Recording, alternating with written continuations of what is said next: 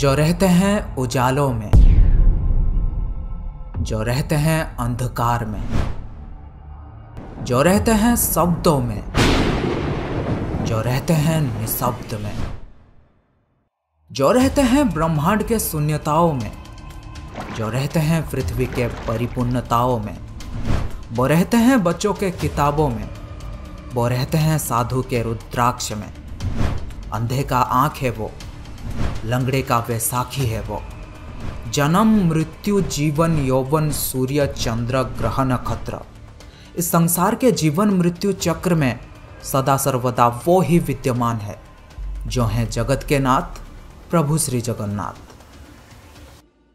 दोस्तों, ओडिशा अपने जगन्नाथ मंदिर को लेकर पूरी दुनिया में प्रसिद्ध है।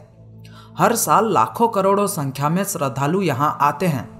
पर क्या आपको पता है पुरी में जगन्नाथ संस्कृति कैसे शुरू हुआ, उसके पीछे की कहानी क्या थी और क्या है ब्रह्म पदार्थ जो प्रभु जगन्नाथ को जीवित रखता है? जानने के लिए इस वीडियो को बिल्कुल अंत तक देखना। कहा जाता है कि मध्य भारत में इंद्रद्युम्न नाम के एक राजा रहते थे। उनके राजधानी का नाम था अवंती और वे भगवान विष्णु के बहुत बड़े भक्त थे और हमेशा भगवान विष्णु के दर्शन के लिए इच्छुक रहते थे। एक बार एक ऋषि घूमते हुए उनके महल में आ पहुंचे और कहने लगे, राजन, ओडिशा में भगवान विष्णु के भव्य रूप नीलमाधव को पूजा जाता है, लेकिन वो जगह ओडिशा के कौन से हिस्से में है ये आपको पता लगाना पड़ेगा। ये बात सुनते ही राजा इंद्रद्युम्न अत्यंत आनंदित हो उठे और तुरंत महल के मुख्य पुजारी के भाई विद्यापति को आदेश दिया कि वे ओडिशा जाकर नीलमाधव की खोज करें। राजा के आदेश अनुसार विद्यापति ओडिशा भ्रमण करने निकल पड़े। बड़े ही लंबी यात्रा के बाद जब विद्यापति ओडिशा पहुंचे तब उन्हें कुछ गुप्त चोरों के माध्यम से पता चलता है कि सबरों के मुखिया विश्ववासु एक गुप्त गुफा के अंदर नीलमाधव की पूजा करते हैं। ये बात सुनते ही विद्यापति विश्ववासु के सामने विनती करने लगे कि वे उन्हें देव पूजा की स्थान दिखाएं, लेकिन कबीले के सरदार ने साफ साफ इनकार कर दिया। विद्यापति उसी गांव में कुछ दिन के लिए रहने लगे। कुछ ही दिनों में उन्हें विश्ववासु के बेटी ललिता से प्यार हो गया और दोनों ने शादी भी कर ली। शादी के कुछ दिन बाद विद्यापति ने अपने पत्नी को नीलमाधव की सिर्फ एक झलक दिखाने के लिए अपने पिता को मनाने के लिए कहा। अब बेटी की जिद को देखते हुए आखिर विश्ववासु भी मान गए, लेकिन एक शर्त पर कि विद्यापति के आंखों में पट्टी बांधकर लिया जाएगा। पर विद्यापति बड़े ही चालाकी से अपने साथ कुछ सरसों के दाने ले गए थे और गुप्त गुफा तक पहुंचने के रास्ते को याद रखने के लिए रास्ते में सरसों के दाने गिराते गए। गुप्त गुफा में पहुंचने के बाद जब विद्यापति ने आंखों से पट्टी निकालकर नीलमाधव की दिव्य छवि को देखा तब वे उन्हें देखते ही रह गए। गुप्त गुफा से लौटकर विद्यापति ने राजा को सब कुछ बताया और राजा ने भी अपने प्यारे भगवान के दर्शन के लिए तुरंत निकल पड़े। लेकिन जब राजा इंद्रद्युम्न विद्यापति के साथ गुप्त गुफा में पहुंचे तब उन्हें वहां कुछ नहीं दिखा। नीलमाधव अंतर्ध्यान हो चुके थे।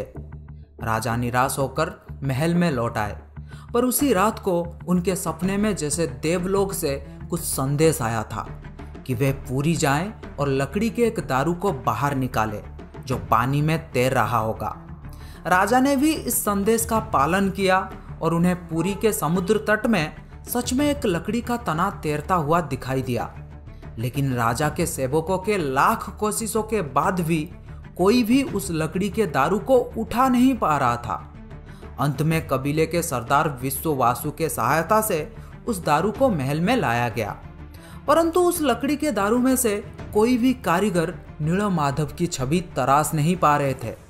कहते हैं कि जब इस काम को करना नामुमकिन हो गया तब देवताओं के शिल्पीकार श्री विश्वकर्मा एक बूढ़े बढ़ाई के रूप में प्रकट हुए।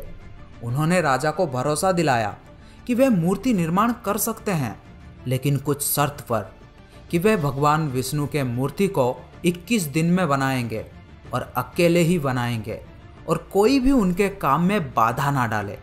राजा ने ये सभी शर्त मान लिया।